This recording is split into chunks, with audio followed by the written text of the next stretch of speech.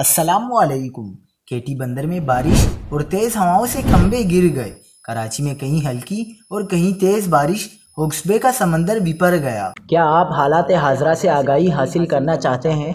खबर के पीछे छुपे असल हकाइक जानना चाहते हैं तो अभी सब्सक्राइब कीजिए जिलमिल पाकिस्तान को और साथ ही घंटी के निशान पर क्लिक कर दें।